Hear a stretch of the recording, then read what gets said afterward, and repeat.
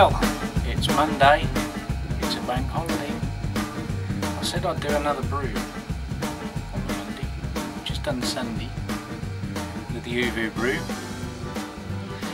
It's now, as I said, 8:30 at night, and I am only just now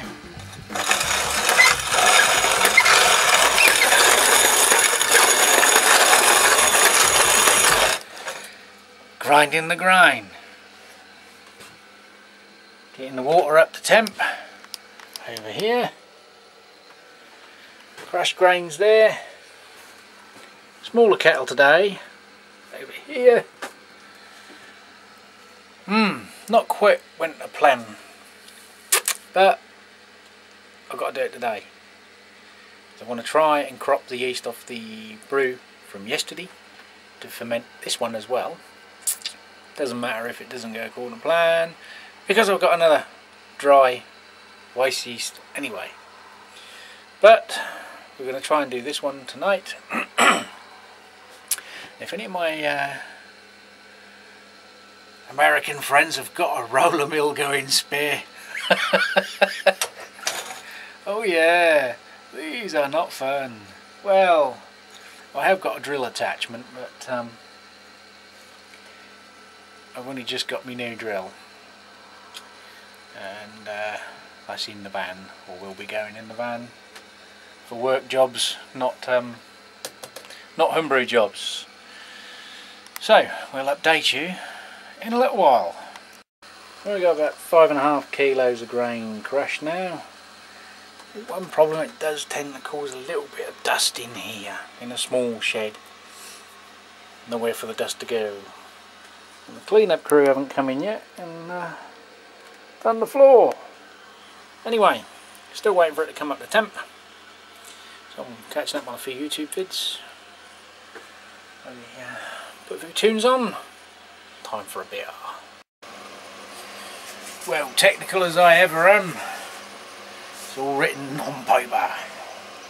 Mashing strike water is 76.1 to achieve a temperature of 68.9 on the mash. I'm going to run it up to about 78, 80 degrees. Preheat the mash tun, because I think the ambient temperature tonight is about 14 degrees. Worked yesterday when I done it. So I'm going to run out just like maybe 10-15 minutes, whatever, to heat the inside of the mash tun up with a little bit of the mash water. Put the rest in, dough in with the grains, and then start the mash. And I've got my little brew buddy, he's doing the hoovering up of the grains. Always handy to have one of these portable cordless vacuum cleaners. Okay, it's doughing in time. Yesterday was a little bit problematic with some dough balls.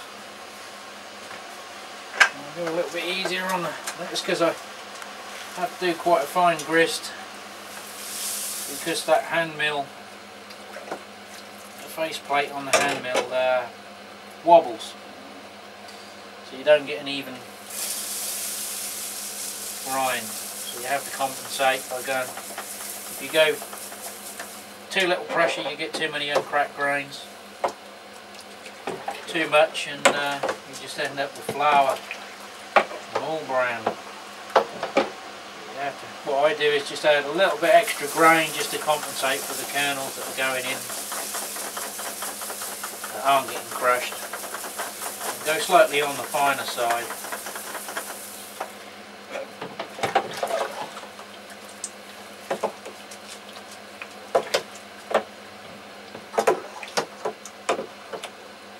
I've also noticed the Burco boiler I use as an HLT, the thermostat is getting a bit temperamental. I have got another one just in case. Well, that's the one I said that needs a clean before I can use it, so I could always rob the thermostat off that one. I was planning on tried to use an STC type controller so that you've got a digital readout of what the temperature's doing in the HLT, and I haven't got to use one of these little handheld thermometers. It's just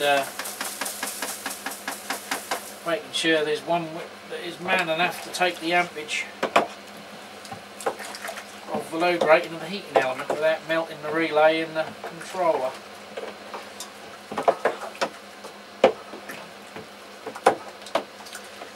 I don't have any dough balls yet. I'm not far off the target temperature. I'll hurry up and get it done and don't stir too much and drop the temp down.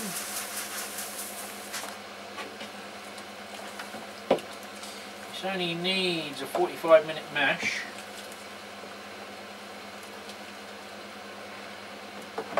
According to Weissbier and according to the loosely based recipe that I took from.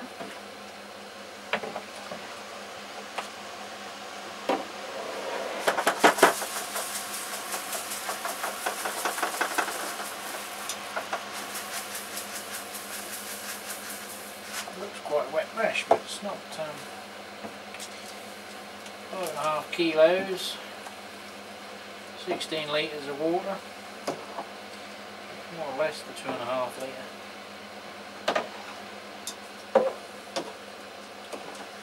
Required.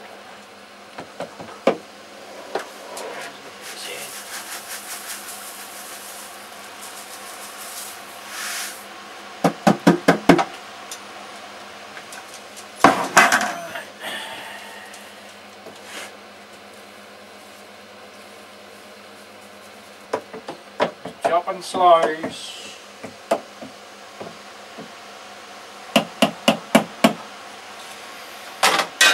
Good to go. 68.9. That in there. Quite simple, just a bit of kitchen roll.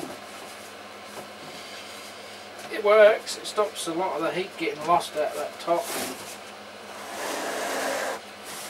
Put that there. Me sort of thinking heated blankets and electric wires. I couldn't figure out why everyone else had quite a bit of success with one of these, and look at that. A lot of the US guys use these Coleman coolers and never seemed to have any problem, but I was getting quite a considerable drop over a 60-minute mash. And I knew the culprit was the gap. I think obviously someone stored something in this, or it's got hot and the side is bowed out. Leaves a little bit of the gap where the hand grip is. And I thought maybe the lid, I was going to drill holes in the lid and put expanding foam in it. I still might do that yet, just as an extra thing. But yeah, it is just literally that small hole gap in the handle grip section, and it makes a considerable loss. So just a simple, I just shoved it in there, and I lost virtually nothing, just about half a degree over a 60-minute mash. So I better, while I'm waffling, put the time switch on, haven't I? Yeah. Come on. Bit of a slow starter. Boom. 44 minutes left.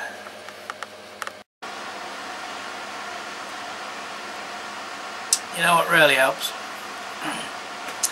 When you set your time at 45 minutes, you press start on the counter so it knows to count down. So now we're guesstimating. Brew buddy's leaving. And his big buddy. Oh no, he's come back because he's heard the rustling of a packet of crisps. He didn't need to ask him twice. Right, well, should be all off time. I'm going to just check and make sure we've got conversion as well. Siemens, oh, we've got to press start on the timer. Well, all that fine grist has bit me in the arse, even with the manifold design I've got. There's a little bit of compaction in the pickup pipe. It's not actually in the manifold, I think it's just the fines have gone in the pickup pipe. So I've got a stuck mash. It's Where do you get a stuck mash unstuck? Well, it's not stuck in the ball valve because we've already tried to clear that out and there was no obstruction, so it's obviously in the pipe. So had I been in a garage, we'd have offered a bit of reverse pressure. Seems I'm not in my garage and I haven't got my compressor. I will be the compressor. And this is my pipe connected to my outlet spigot and my mash, and inhale and blow.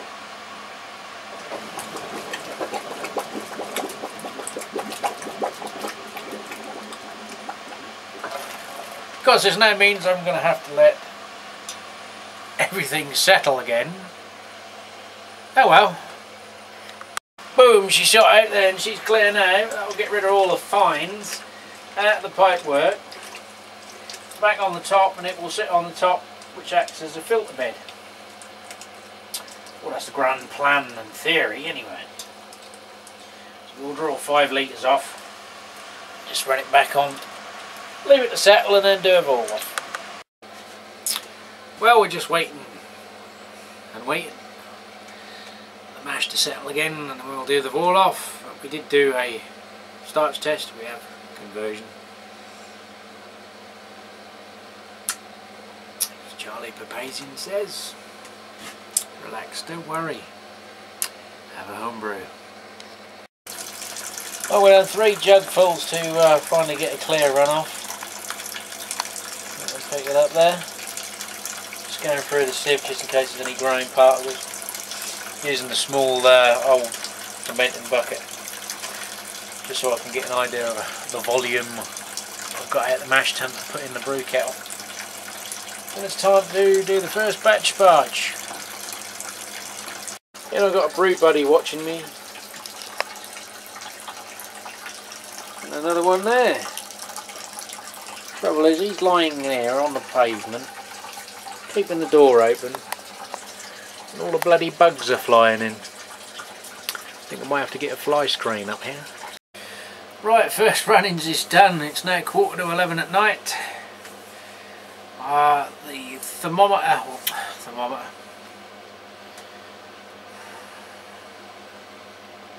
I'll have to edit this bit out. The thermostat. That's the word I was looking for. The thermostat on the Burka has bit me in the arse, as it crept up to 98 even though it was on set in 2.5, resulting in a slightly redesigned thermometer probe handle. And yesterday's boil, it got a bit warm.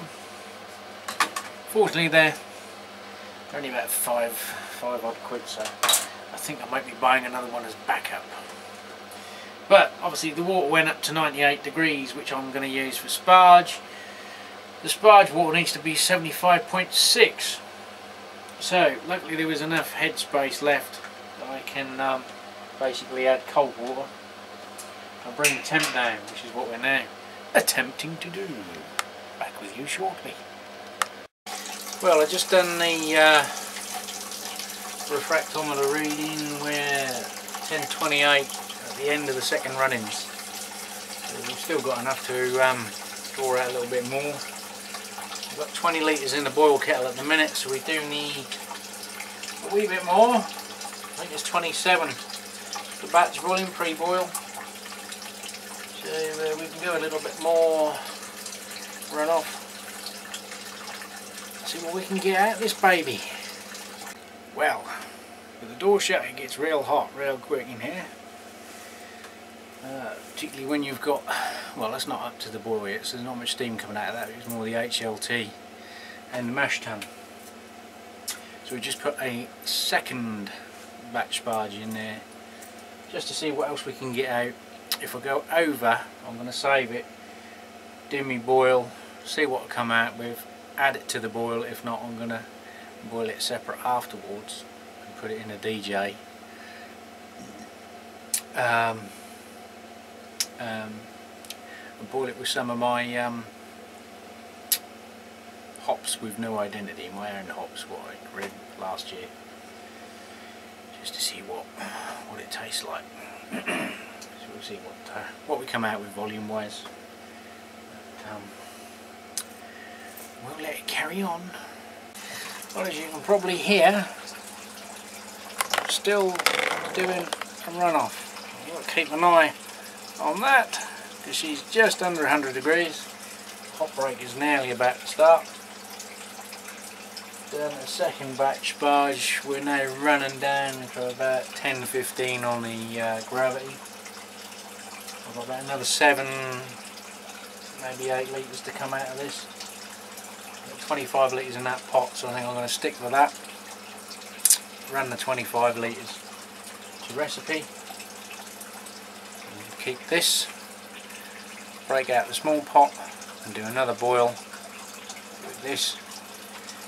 And use some of my other hops, see what they come out like, and then just whack that in the demijohn. Well, we finally got her up to a boil and just knocked the gas down. Hop break's just starting to disappear. We'll soon be ready to chuck those hops in. And we've ended up with about 2 gallons of extra water there. Could be a couple of demijohns. Well, there's the SARS and Hallertau. Just give it a little bit of a helping hand. I've got the little pot there with the rest of it. I couldn't quite cram it all in now. I didn't want to stuff it in tight. The idea is you want it to float about and permeate through the wort. I'll get the air out of this one. Get that bag sunk. Let it do its thing. And that there, and we've got the little infuser. There you go. Ooh, advantage with them is they actually sink. Right, we'll let that do its 60-minute thing. Well, that's got 45 minutes to go. Obviously we're going to the Irish moss and put the water chiller in at 10 minutes remaining. 5 Irish moss, but yeah, all of that eruption. But we've got that other 2 gallons of water. So we run down the other end of the garden, Annika Rice style, but no you can't, look at my arse. Oh, must be what brisket in to the kitchen. You can't see shit. There's a pot there on the hob. A little bit better. I've got 36 gram pack of my hops. Obviously I'm not going to put the whole 36 grams in 2 gallon batch. We'll work that in a little while. Well, she's getting near a boil on the little batch. 6 grams of hops to go in to start with. See what happens, and then 4 on flame out. Well, we're just about to come up to the hot break with our patented Midnight Madness Brewing double batch method. Oh well, all for the love of homebrew, they say. The water chiller's in and on.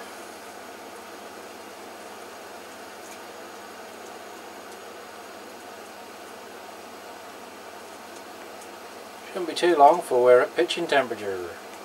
Well, I'm thinking it should chill down quicker than that. Well, of course, you dumbass. You have to turn the gas off, don't you? Now it's quicker.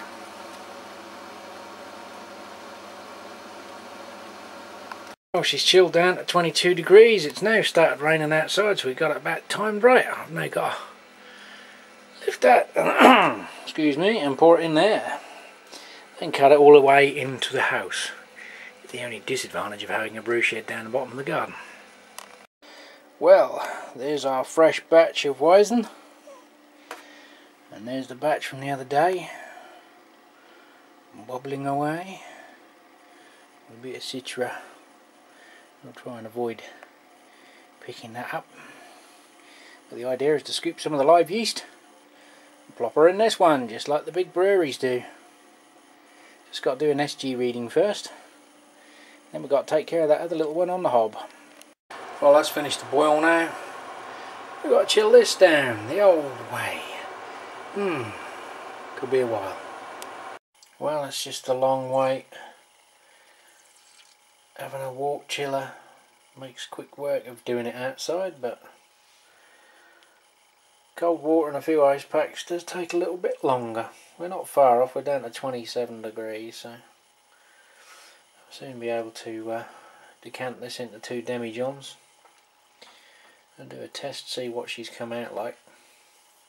Looks like dishwater at the minute. Don't know whether it'll be one of Uncle Jonah's dishwater pints.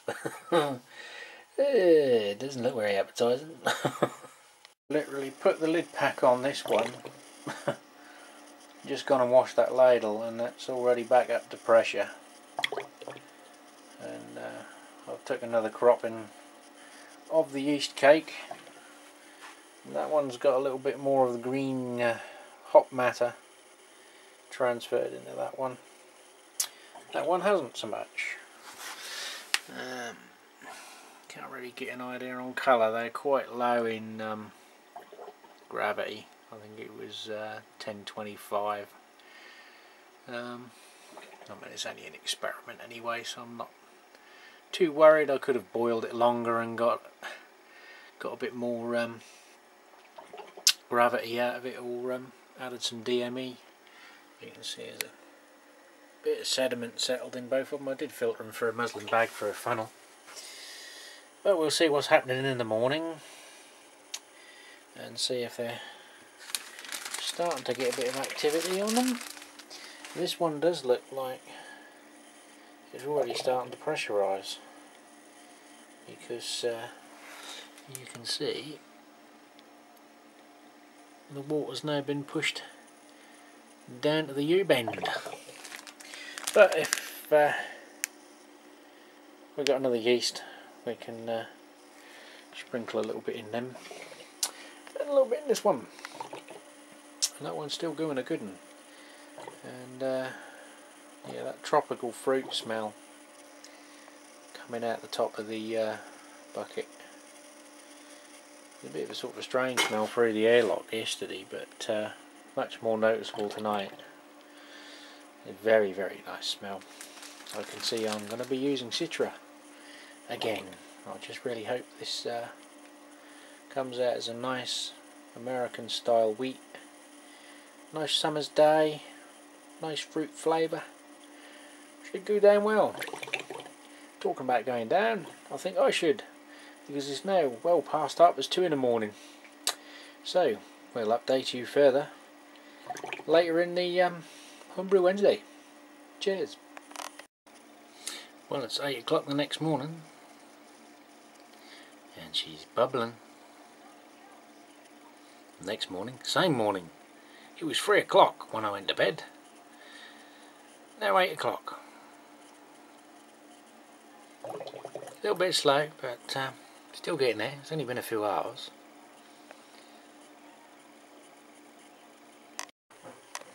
And these ones too. Not much visual activity, but a little bit of bubbling going on.